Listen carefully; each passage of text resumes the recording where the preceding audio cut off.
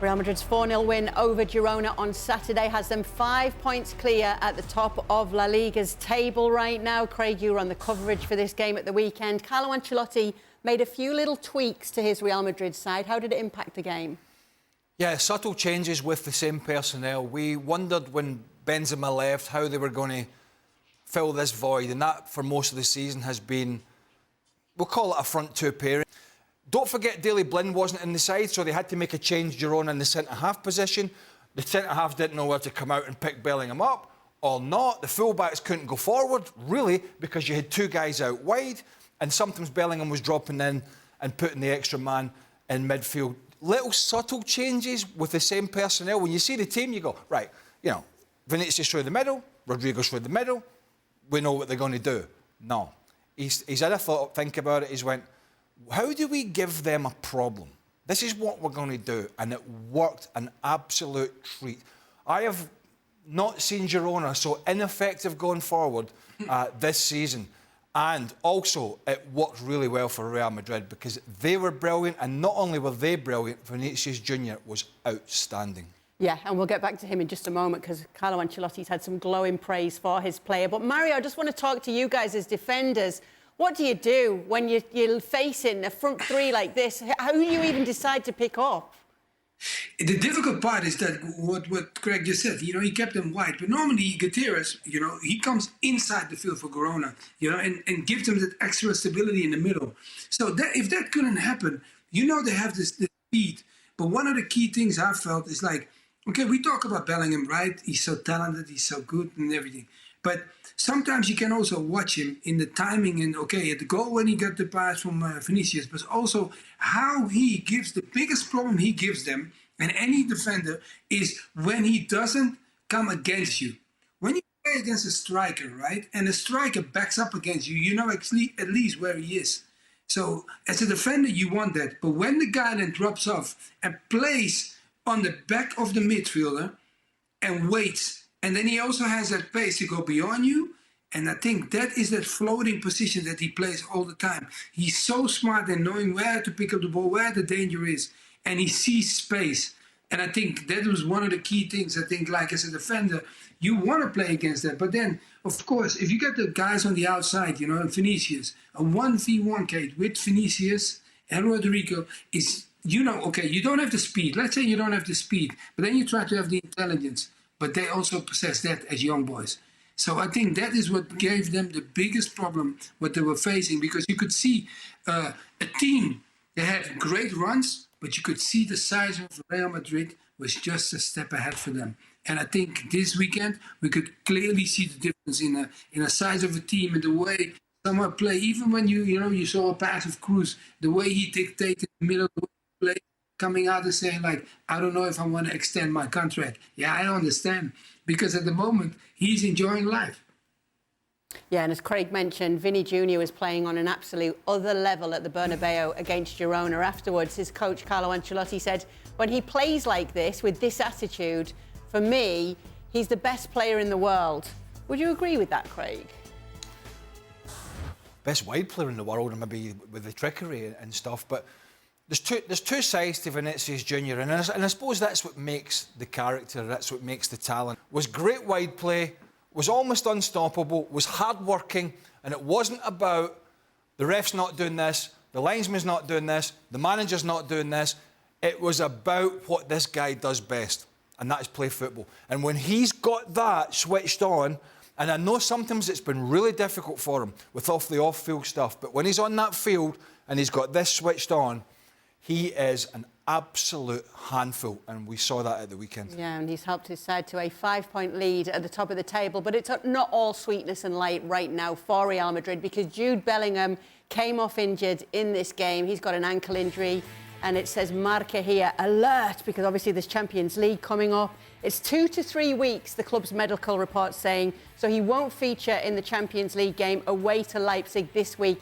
This is what we're looking at in all competitions. In La Liga, there's Rayo, Sevilla and Valencia coming up as well. And then the hope is that he would be back for that second leg against Leipzig. Now, Frank, we know that you're going to be rooting against Real Madrid anyway. Do you think there's any way Leipzig, that are a little off their own form, can take advantage of this situation this week? Oh, yes, because it's always better when you don't have the maybe right now the best player in the world in his position not playing, and you can put a little bit of pressure in the middle of the park, and you know that you won't have another player running like he's capable of doing and getting the spaces between behind the centre backs, for example. So yeah, it's an opportunity for Leipzig to get something out of it, but. I think you have so much confidence. Can you believe that Real Madrid is not even playing with centre backs right now? And they played against Girona, and some people were saying, you know, they might lose at home against Girona. They won 4-0, kept the clean sheet without any centre backs. It was Tchouaméni and Carvajal who play as centre back. So that's absolutely crazy. The confidence. And there's only one guy who's capable of doing that, is Carlo Ancelotti. The confidence that he gives to those players, which are considered as his kids. I saw when he put against on the Clásico, when he put Vini out of the field, he took him like a kid, like his own son. You know, you get out, you punish, go back to your room, and next time you want to play and you're going to switch on, like Craig said, you're going to play. But you're not in the right frame of mind. I love that guy. I really love that guy. I followed him as a player, now as a coach, of course.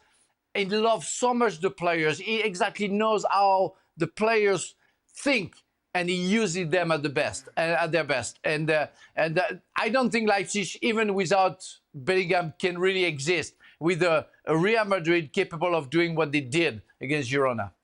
Now, ironically, after that little piece we just run, he'll probably go back to playing them a little narrow again, and maybe Joselu will come in and one of them will get a rest, albeit being the Champions League. But the Bellingham one, it's interesting because you know, nobody's going to replace Bellingham with what he's given Real Madrid this season. But let me tell you, Brahim Diaz coming off the bench.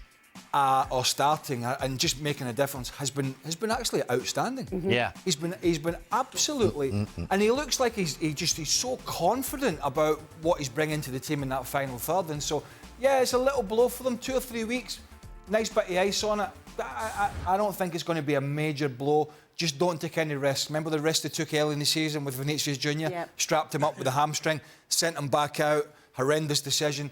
Just don't take any risks. As Frank mentioned, they've lost their main goalkeeper. They've been absolutely decimated across the back four.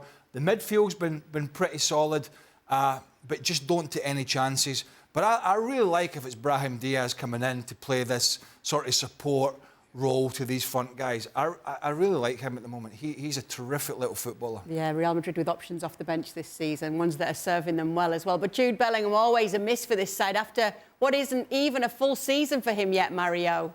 We played again before without him for 4 games, and we won those games. Okay, that's kind of a side that you want to say to his statue, and also for the team. You want to protect the moral of the team and don't make it an individual only and saying like, okay, we only need him to win games, because you want to keep the momentum going. And I think that's what Frank jumped on.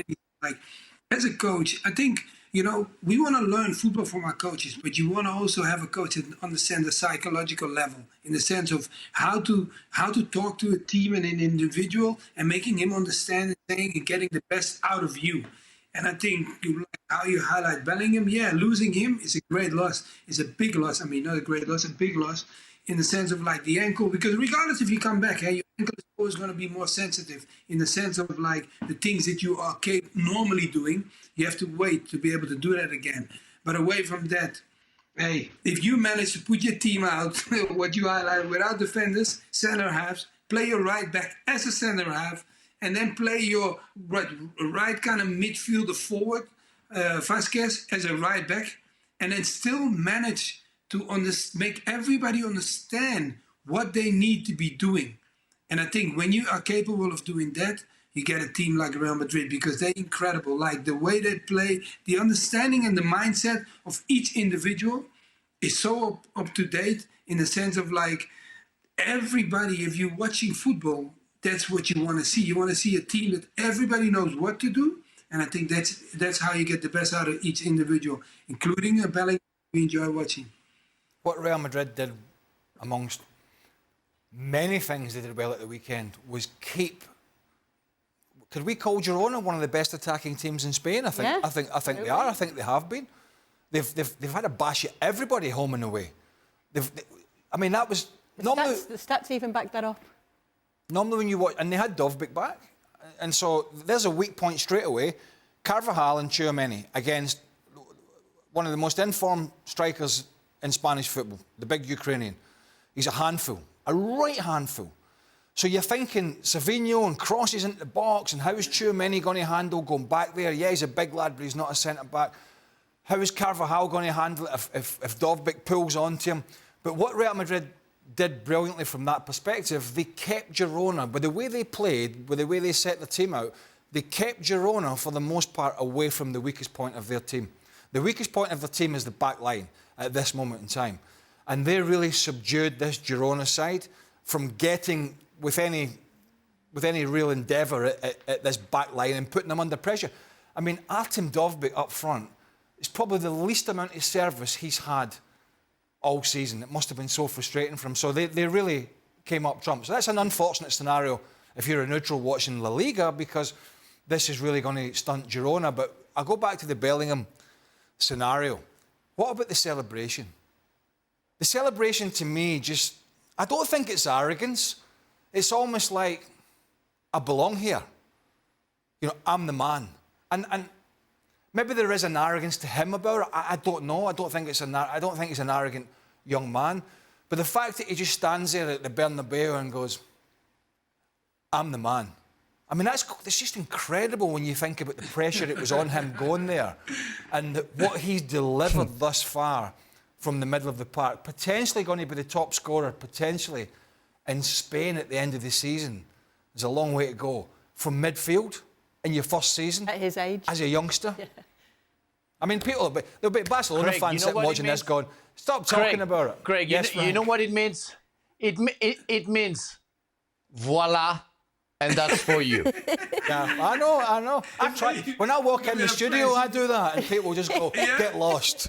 There's been a new sponsorship leak, actually, and it's the silhouette of him doing this, and it's already becoming iconic this season. Yeah, Mario's seen that. I saw it.